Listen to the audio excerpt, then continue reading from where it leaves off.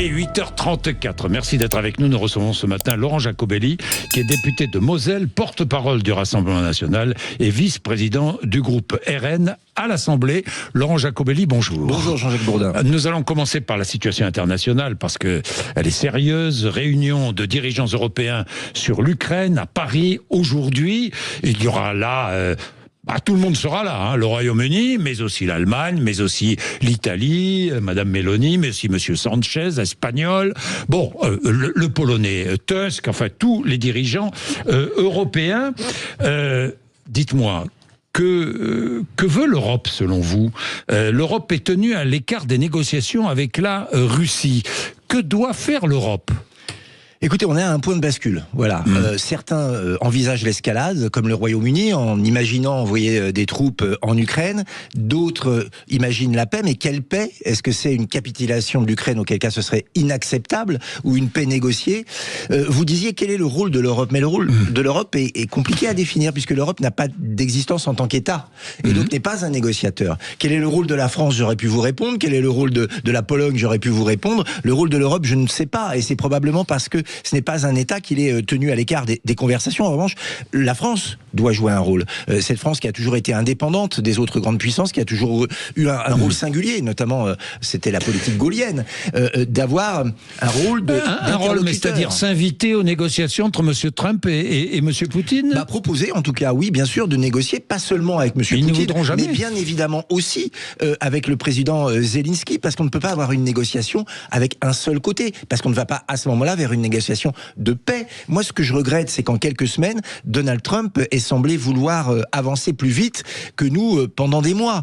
Je pense qu'aujourd'hui, il faut réagir. Je pense que le mot paix n'est plus un gros mot, ni dans la bouche des Ukrainiens, ni même de ce que je crois comprendre, mais il faut toujours se méfier, dans la bouche des Russes. Et donc, allons vers la diplomatie. Ne parlons pas aujourd'hui d'être va-t-en-guerre. C'est bien le problème. Une paix qui convienne aux deux. C'est pour ça qu'on ne peut pas négocier que avec M. Zelensky, comme semble le faire un certain nombre d'États européens, ni seulement avec la Russie, comme semble vouloir le faire Donald Trump. Donc unissons nos forces peut-être, parce que je pense que la diplomatie et la paix doivent être l'objectif, pas le réarmement absolu de l'Ukraine, pas la guerre contre la Russie, mais la paix. Bien. Est-ce que vous ne trouvez pas que Trump est en train de désinhiber le monde? Désinhiber la Russie, désinhiber la Chine. Si la Chine mettait la main sur Taïwan aujourd'hui, qui bougerait? Qui réagirait? Mais vous avez raison, je pense qu'aujourd'hui, il y a une forme d'impérialisme nouveau qui naît, l'impérialisme chinois, l'impérialisme russe, qui se réfère à l'impérialisme américain? L'impérialisme américain, vous avez raison de le dire, et la réponse ne peut pas être un impérialisme européen.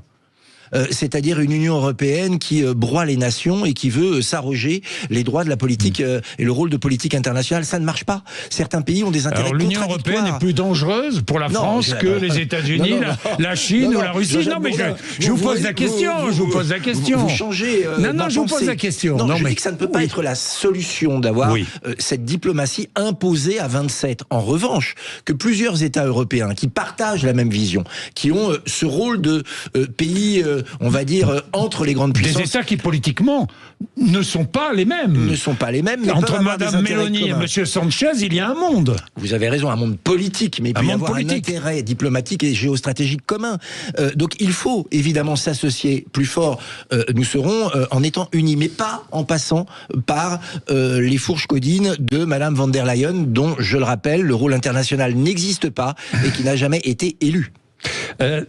Dites-moi, est-ce que vous vous méfiez des États-Unis? Oui. Oui.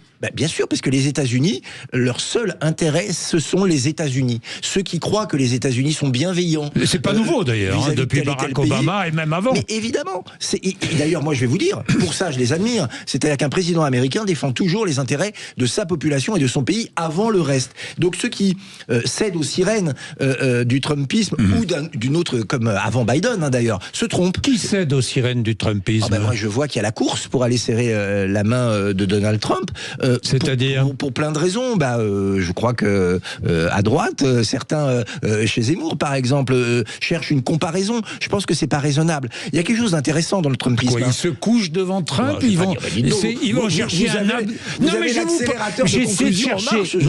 Mon cher Laurent Jacobelli, j'essaie d'aller chercher le fond de votre pensée. Est-ce qu'ils sont en train de tenter d'être adoubés adoubé par, certains par le pouvoir apparemment. Trump. Et en fait, il y a un aspect intéressant chez Trump, presque fascinant. C'est-à-dire que cet homme arrive au pouvoir et en 2 semaines, il signe plus de décrets que tous ses prédécesseurs et il montre que quand on a la volonté politique, on peut réaliser ce pourquoi on a été élu. Il gouverne par décret, entre parenthèses, sans passer par le Parlement, ce que vous ne feriez pas, j'imagine. Je vous le confirme, et surtout avec une possibilité que certains décrets soient retoqués. Et les juges sont déjà vent debout contre la plupart des décrets. Bon. Je comprends que dans un monde où la parole politique n'a plus de poids, n'a plus de valeur, voir quelqu'un qui, à partir du moment où il s'assied à son bureau, essaye de mettre en place la politique pour laquelle il a été élu, puisse intéresser et fasciner. C'est un contre-exemple intéressant. En revanche, ne jamais oublier que Donald Trump n'est pas là pour faire un cadeau à la France ou à l'Europe ou à qui que ce soit. Il est là pour les États-Unis d'Amérique. Et essayer de croire qu'il va adouber, qu'il va vouloir l'intérêt des Français, c'est se tromper. Il veut l'intérêt des Américains et personne ne peut lui reprocher. Est-ce que la France doit quitter l'OTAN ? Non, bien sûr que non. La France doit effectivement... Marine Le Pen pensait qu'il fallait quitter le commandement intégré. C'est pas la même chose. Je sais, c'est pour ça que je précise. Pardon, Laurent Jacobelli, je précise. Donc aujourd'hui, nous devons quitter le commandement intégré de l'OTAN. Absolument, mais l'OTAN et pas quitter l'OTAN. Non, bien sûr, parce que l'OTAN est une protection, notamment pour un certain nombre de pays européens. Vous pensez que les Américains vont encore nous protéger ? Mais oui, je le crois, parce que c'est leur intérêt aussi. Les Américains ne peuvent pas ne pas avoir d'alliés dans l'Europe de l'Ouest et dans l'Europe centrale. C'est impossible. Et l'OTAN est ce vecteur. Et puis les Américains, même s'ils sont prédominants dans l'OTAN, on va pas se cacher non plus, ne sont pas les seuls à pouvoir décider. Vous savez, les Américains, ils sont pragmatiques au fond. Ils vendent des armes notamment à des pays européens qui préfèrent acheter américain d'ailleurs que acheter français. Est-ce que les pays européens devraient s'obliger à acheter européen ? Ah oui, ça je crois que pour le coup, on parle souvent d'Europe, souvent elle est à côté de la plaque, mais là-dessus, oui, moi quand je vois... voilà une décision que vous attendez d'aujourd'hui, pourquoi pas ? Pourquoi pas ? Quand je vois les Polonais acheter sud-coréens ou américains, alors que la France pourrait livrer un armement de qualité dont on sait qu'il serait finalement fiable et qui n'impliquerait pas d'autres relations, notamment géostratégiques, voilà quelque chose sur lequel on pourrait travailler. Ça, c'est concret, parce que quand on parle d'Europe de la défense, on parle de surendettement, on parle d'équiper, de créer une industrie dans des pays qui n'en ont pas, probablement au détriment de l'industrie française, ça, ce sont des chimères. Mais l'Europe concrète, ça peut être celle qu'on vient d'évoquer. Liberté d'expression, le discours de M. Vance, je ne sais pas si De Gaulle aurait beaucoup apprécié ce discours, les leçons données par les Américains à l'Europe. Qu'est-ce que vous en pensez, vous, sur la liberté d'expression ? Liberté d'expression à l'américaine, hein, oui, je précise. Mais je suis tiraillé, je vais être honnête avec vous, Jean-Jacques Bourdin, entre deux choses. D'abord, je le sens. Il dit des choses sur l'Union européenne qui ne sont pas complètement fausses, sur la perte de l'esprit démocratique en Union européenne, sur le fait que des commissaires que personne n'a élus dictent ce qui est bien et ce qui est mal et veulent l'imposer à des États qui, eux, ont des gouvernements légitimes. C'est toujours un peu gênant. Après, moi, j'aime pas l'interventionnisme, qu'il soit américain, chinois, russe ou quoi que ce soit. Vous savez, c'est mon côté gaulliste. Je pense que la France doit être indépendante et qu'elle doit avoir des bonnes relations avec tout le monde, mais ne jamais se laisser dicter sa politique par d'autres. Les États n'ont que des intérêts, disait De Gaulle. Alors moi, oui, les États ont des intérêts. Je pense qu'ils ont aussi une âme parfois. Oui. Bon, enfin, nous verrons bien si les États-Unis ont une âme. Dites-moi, Vance a soutenu publiquement l'AfD. Ça vous gêne, ça ? C'est de l'interventionnisme. Vance qui défend les héritiers du nazisme contre lequel sont venus mourir des milliers de jeunes Américains. Est-ce que ça vous gêne ? Moi, ça me gêne autant que quand le chancelier ou la chancelière allemande soutient Emmanuel Macron pour les élections présidentielles. Je pense que, et je le répète, l'interventionnisme n'est jamais bon signe. Voilà. Je ne crois pas au désintérêt des nations. Et lorsqu'elles interviennent dans la vie de la nation voisine, c'est que derrière se cache quelque chose. Soit une volonté de fusion européenne, soit une volonté d'imposer commercialement des choses, mais c'est jamais gratuit. Et donc je pense qu'il faut se méfier de toutes ces interventions, qu'elles soient américaines, russes ou européennes. Jordan Bardella va aller aux États-Unis pour participer à la convention des conservateurs américains. Il va prêter allégeance au nouveau pouvoir. Ce serait mal connaître Jordan Bardella d'imaginer cela. En revanche, je pense que c'est important d'avoir des relations avec des mouvements politiques, des tendances partout dans le monde pour entretenir des liens qui demain feront que peut-être des ministres se connaîtront mieux d'un côté ou de l'autre de l'Atlantique ou partout dans le monde. Mais il y a une différence entre participer à un événement, avoir des liens, lier une diplomatie du quotidien, j'allais dire, avec de futurs dirigeants, et puis être, comme vous l'avez dit, affilié ou inféodé à quelqu'un. Oui, il va rencontrer Javier Milei, le président argentin, là-bas. Dites-moi, est-ce qu'il faut suivre l'exemple argentin en France, c'est-à-dire sabrer dans les dépenses publiques, supprimer de nombreux fonctionnaires? Je pense qu'on n'est pas obligé de sortir la tronçonneuse comme il l'a fait. Je pense que il y a deux constats aujourd'hui. Il nous faut en France un service public fort, c'est le modèle français, c'est pour ça que les Français acceptent jusqu'à un certain point de payer des impôts. En revanche, aujourd'hui, cet État est devenu obèse. Voilà, il faut qu'il entame sa liposuction. Il est temps.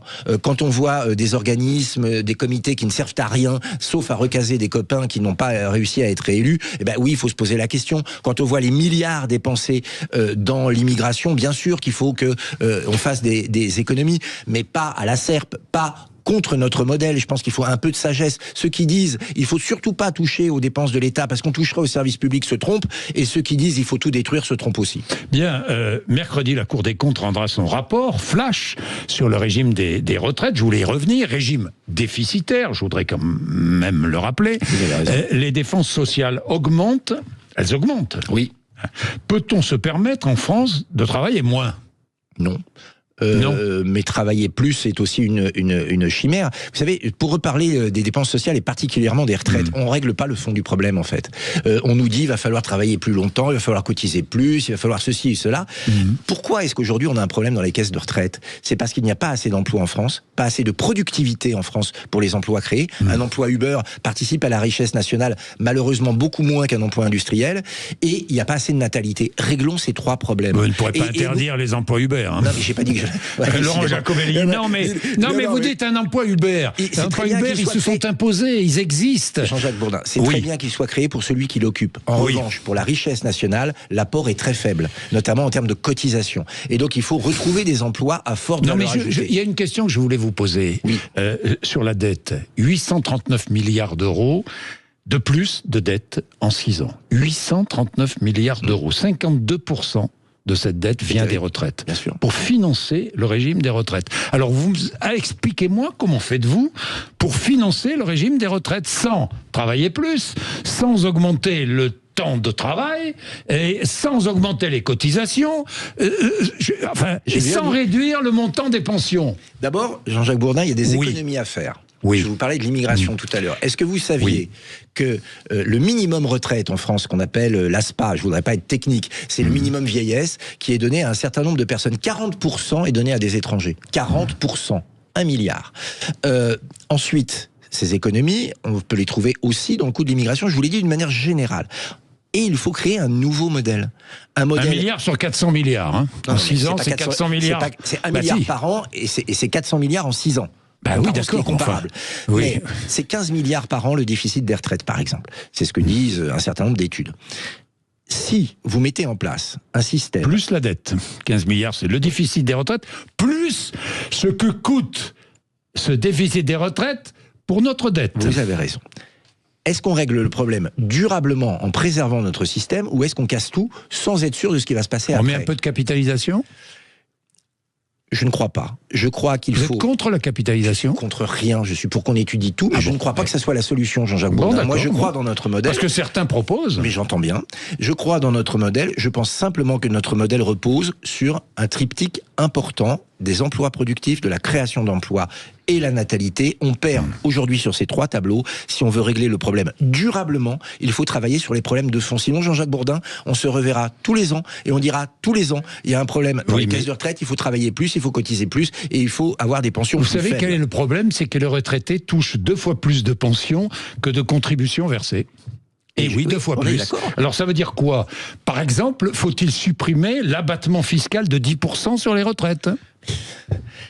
Jean-Jacques Bourdin, est-ce que vous croyez que nos retraités sont tous riches, heureux mais du montant qu'ils touchent ? Mais ceux qui ne paient pas d'impôts ne seraient pas touchés, hein, on est bien d'accord, Laurent Jacobelli. On est bien d'accord, mais pourquoi aller imaginer diminuer le train de vie de nos retraités qui déjà pour la plupart ont des problèmes pour se soigner. Vous savez, on dit souvent les retraités français sont des gens extrêmement riches et extrêmement heureux, mais vous savez probablement qu'aujourd'hui avec l'ensemble des déremboursements, plus on vieillit, plus on a besoin de soins et plus les dépenses de soins de nos retraités augmentent. Et donc, on ne peut pas les traiter comme s'ils étaient exactement des salariés qui avaient 30 ans. Mais comment faites-vous alors que les cotisations ne représentent que 2/3 des pensions versées? Comment faites-vous?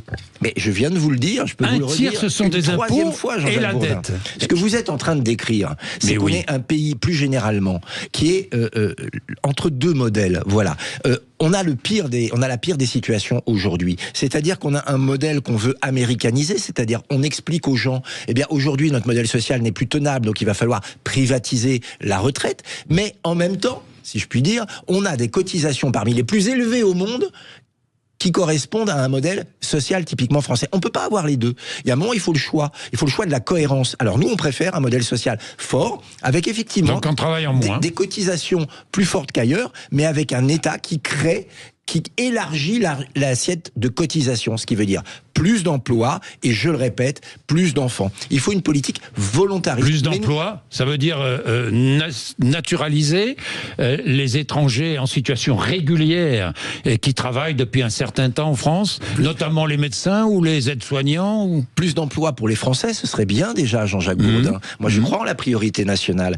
Je pense qu'il faut libérer nos entreprises d'un certain nombre de normes, il faut libérer nos entreprises d'un certain nombre de taxes. J'étais dans une pépinière dans ma circonscription en Moselle, à Florange, une pépinière d'entreprise. Je peux vous assurer que quand vous créez votre boîte et que les premières lettres que vous recevez, c'est pour vous imposer une norme absurde et vous prendre votre argent pour tout un tas de taxes improbables, eh bien ça dissuade de créer des entreprises et ça dissuade d'embaucher. Je vous repose la question. Il y a 5 millions de chômeurs en France, Jean-Jacques Bourdin. Mais je sais. Si on avait le taux d'employabilité, je termine ma phrase. Oui. Si on avait le taux d'employabilité de l'Allemagne, il n'y aurait aucun problème pour le financement des retraites. Si on pose le problème comme ça, on voit que c'est plutôt sur la création d'emplois qu'il faut travailler plutôt que le serrage de ceinture des Français. Est-ce que vous êtes favorable à donner la nationalité française aux médecins étrangers? Non. Qui exercent depuis un moment en France et dont on a besoin? Oui ou non? Oui ou non? Non. Non. On a besoin, dans certains domaines très particuliers, de personnes qui viennent de l'étranger nous apporter leur savoir et leur expérience. C'est le cas de médecins.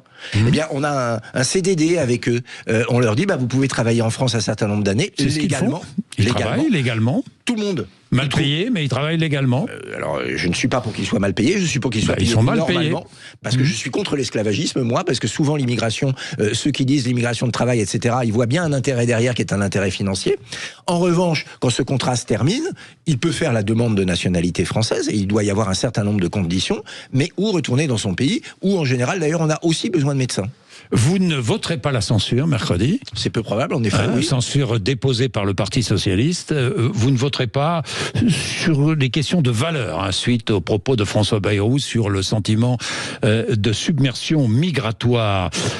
Mais vous censurerez bientôt ce gouvernement ou... Nous nous réservons le droit de le faire si un certain nombre de mesures prises par M. Bayrou et ou ses ministres nous apparaissent contraires à l'intérêt général. On peut parler de sécurité, on peut parler d'immigration, on peut parler fiscalité. Et si nous avions voulu le censurer il y a une semaine, nous l'aurions fait. On ne va pas le censurer aujourd'hui sur la question de la submersion migratoire par des gens de gauche qui effectivement ont ouvert les portes et les fenêtres à toute l'immigration du monde, légale et illégale, parce qu'il y a effectivement une submersion migratoire. 1,5 million de migrants légaux par an, c'est une submersion migratoire. 1 million de clandestins en France, c'est une submersion migratoire. Nos caisses, notamment sociales, principalement ponctionnées par cette immigration, ça suffit. Donc oui, nous n'allons pas... apporter de l'eau au moulin des socialistes, de LFI ou des écologistes en la matière. Mais pour autant, nous sommes vigilants, nous ne sommes pas soutiens du gouvernement, nous ne sommes pas dans la majorité. Si demain il y a quelque chose qui nous heurte, qui nous paraît contraire à l'intérêt des Français, nous voterons une censure. Vous pourriez travailler avec Bruno Retailleau sans problème. Vous avez presque les mêmes idées, Laurent Jacobelli. En tout cas, il y a les mêmes paroles. Je ne fonde pas, je ne sais pas ce qu'il a au fond de sa tête. Moi, je ne lui fais pas un procès en insincérité. Il est devenu un danger politique pour Marine Le Pen. Je vais vous dire un truc. Plus on parle comme nous, plus on fait notre pub. Maintenant, est-ce que Bruno Retailleau est sincère? Moi, si j'avais voulu vraiment... Est-ce que vous pensez sincère? Alors, je vous pose la question. Il a une certaine permanence dans le discours. Il faut lui reconnaître ça, même avant qu'il soit Il a commencé même avant ministre. vous, il a commencé avant Bardella, c'est ce qu'il rappelait. Oui, bon. Et il a commencé avant que Marine Le Pen ne se lance en politique. Alors je lui lance un défi sur votre radio. Alors allez-y. S'il est sincère, pourquoi est-ce qu'il continue à travailler avec des gens qui veulent régulariser les clandestins, avec des gens qui veulent plus d'immigration, avec des gens qui nous disent que l'immigration est une chance? Ça pose question pour quelqu'un qui veut limiter l'immigration. Est-ce qu'il est sincère quand il travaille avec des gens qui veulent légaliser le cannabis, alors que lui déclare vouloir faire la chasse aux narcotrafiquants? C'est simple. Soit il travaille avec des socialistes, avec des gens de la majorité qui veulent plus d'immigration et plus de drogue, alors il est insincère. Soit il est sincère, et qu'il nous rejoigne. Donc, pour vous, vous avez des doutes sur sa sincérité. Je vais vous dire, quand on veut lutter contre l'immigration et contre l'insécurité, travailler avec les socialistes, oui. J'ai vu ce que disait Jean-Philippe Tanguy, il est contre le droit à l'avortement, le mariage pour tous, le droit des femmes.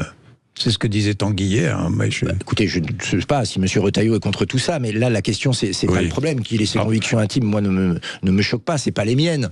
Et c'est pas ce que dit la loi aujourd'hui. C'est très bien. Maintenant, M. Retailleau se positionne plutôt sur des questions migratoires et des questions sécuritaires. Et je le répète, je ne suis pas sûr que travailler avec M. Rebsamen... il monte dans les sondages, quand même. Travailler avec M. Lombard soit la meilleure des choses pour le faire. Mais il monte dans les sondages, vous avez vu. C'est bien pour lui. Moi, j'ai vu un autre sondage qui disait que parmi l'électorat de droite et du centre-droit, les deux personnalités les plus populaires s'appelaient Jordan Bardella et Marine Le Pen. Et ça, moi, ça me donne un espoir que tous ceux qui aiment sincèrement ce pays, que tous ceux qui pensent que l'immigration n'est pas une chance, que la première des libertés, c'est la sécurité, et qu'il y a un modèle social irrité du gaullisme qu'il faut maintenir, eh bien, nous rejoignent demain. Richard Ferrand est le candidat d'Emmanuel Macron pour la présidence du Conseil constitutionnel. Vous vous opposez à ce choix ? Alors d'abord, c'est un choix étrange. Ça ressemble quand même à du recasage de copains. Quelles sont les qualifications de M. Ferrand pour obtenir ce poste, si ce n'est d'être un très proche d'Emmanuel Macron? Maintenant, nous, on est pragmatique. Il va y avoir une audition, on va l'écouter. Alors on va pas dire que il part très favori pour nous, c'est sûr. Commission des lois, Sénat, Assemblée. Absolument, et on va voir ce qu'il nous propose. Pour l'indépendance de l'institution qu'il est censé diriger demain, pour les actions d'avenir qu'il doit faire, et pour la garantie qu'il donnera aux Français que cette institution ne sera pas demain un frein à leur choix. Et on va l'écouter, et puis on décidera après. Donc vous n'avez pas décidé encore? Non. Vous allez voir, vous allez être pragmatique. Il y a un a priori défavorable, je ne vais pas vous le cacher. Maintenant, on va l'écouter. Nous, on est pragmatique. Vous savez, à chaque fois qu'on vote une loi, à chaque fois qu'on entend quelqu'un, on se pose la question à la fin, est-ce que c'est l'intérêt des Français? On essaye d'oublier le côté purement partisan qu'il peut y avoir, évidemment, en chacun de nous. Puisque vous essayez d'oublier le côté partisan, Jean-Luc Mélenchon estime que François Bayrou ment à propos de Betaram. Vous aussi? Je pense qu'il a été au mieux très maladroit lorsqu'il a répondu au sein de l'hémicycle à des questions. Est-ce qu'il a menti? Est-ce qu'il a oublié? Moi, je ne sais pas, je suis pas dans son cerveau. En tout cas, c'est gênant. En revanche, je crois qu'il faut agir avec beaucoup de mesure et penser aux victimes, principalement. Parce que ce qui s'est passé là-bas est assez effroyable. Il est allé les rencontrer. Je crois que l'organisation des victimes est plutôt rassurée par ce qu'il leur a dit et par la justice qui va s'accélérer pour défendre leurs droits. Je pense que la vraie question, c'est la protection des mineurs, notamment face aux prédateurs sexuels, quels qu'ils soient. Il y a deux choses. Soit Monsieur Bayrou est sincère et c'est tant mieux, soit il a participé à une forme d'omerta sciemment sur le sujet, et là ce serait grave. Pour l'instant je ne le sais pas, j'attends de voir et nous déciderons en fonction de ce que nous découvrirons. Merci Laurent Jacobelli, merci d'être venu nous voir ce matin sur l'antenne de Sud Radio. Il est 8h57, vous pouvez dire à Jordan Bardella qu'il vienne ici parce que ça fait 1 an et demi que je l'attends. Je crois qu'il vous a entendu. Non, oui, mais j'espère qu'il m'a entendu parce que je vais le répéter, je vous le dis. Parce que j'aime pas trop les responsables politiques de droite, de gauche ou d'ailleurs qui disent on va venir et qui ne viennent jamais. Les auditeurs de Sud Radio n'ont pas droit au mépris. Alors je suis sûr qu'ils ne les méprisent pas, je sais qu'ils travaillent beaucoup et croyez que c'est plutôt ça la raison, j'en suis à peu près persuadé. Bon, tant mieux, il est 8h58.